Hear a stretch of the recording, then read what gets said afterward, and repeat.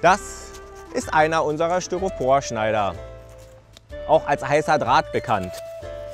Eva, hast du mal noch ein paar Teile? Klar. Oh.